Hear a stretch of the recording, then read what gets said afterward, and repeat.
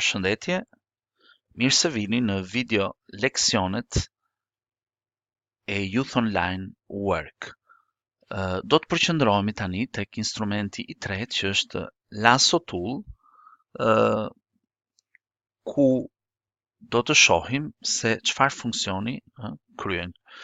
Dhe po të klikojmë, pra klikojmë me të majtën tek ky instrument, pastaj nëse klikojmë me të djathtën, na hapen pastaj të gjithë mënyrat se si ne mund ta përdorim këtë instrument. Megjithatë, ne fillojmë nga e para, pra nga Lasso Tool, zmadhojmë pak fotografin, pra me Ctrl plus, dhe përdorim Lasso Tool. Ky instrument shërben që ne me dorë të lirë mund të seleksionojmë një pjesë, pra jo ashtu siç e bëm përpara, pra që ato e zgjedhin në mënyrë automatike sipas formës së përzgjedhur, por ne në këtë rast me dorë të lirë vendosim se cilën pjesë duam që të selektojmë. Vlen të theksohet që në këtë funksion ne duhet t'i puqim le të themi ato vijat nga e cila nisemi, pra duhet ta mbyllim po në të njëjtin vend ose diku tjetër, sepse në këtë mënyrë ne kemi selektuar atë pjesë që duam.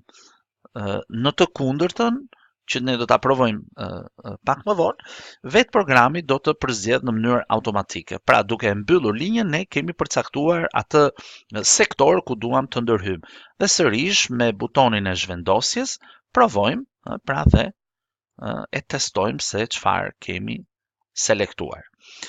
Okay, sërish kthehemi me Ctrl+Z për ta kthyer në vend dhe Ctrl+D për ta selektuar dhe sërish provojmë pak pra këtë funksion që tham që nëse ne nuk do ta mbyllim, atëherë programi në mënyrë automatike e mbyll për ne. Pra, pjesërisht ne e kemi bërë me lëvizje të lirë dhe pjesa tjetër programi e zgjedh automatikisht dhe e shohim sërish.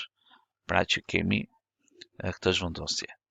Kthehemi me Ctrl+Z sërish në vend dhe me Ctrl+D kthejmë sërish të selektimin dhe foton në gjendjen e mëparshme. Pra pasi e kthejmë kthyer fotografinë në gjendjen e mëparshme, shkojmë sërish dhe klikojmë, pra duke përzgjedhur mënyrën e selektimin poligonale, pra Polygon Lasso Tool. Dhe kjo ka një veçanti sepse ne duhet të klikojmë në pika të ndryshme dhe ajo dizajnon për ne segmente, pra krijon kënde tek çdo klikim që ne bëjmë, i jep një kënd të caktuar. Pra dhe në këtë rast ne duhet të performojmë si më parë, pra që duhet ta mbyllim. Provojmë tani po në këtë instrument funksionin Magnetic Lasso Tool, ku neve do të shkojmë dhe do të krijojmë pak a shumë aty ku klikojmë dhe kemi dhe vendet që ne selektojmë, pra do ta provojmë për të bërë një selektim, pra ne klikojmë në të gjithë pjesën që ne duam të selektojmë, më pas për të patur një selektim më të veçantë. Pra ky është dhe funksioni i le të themi i Lassos, i Magnetic Lasso Tool.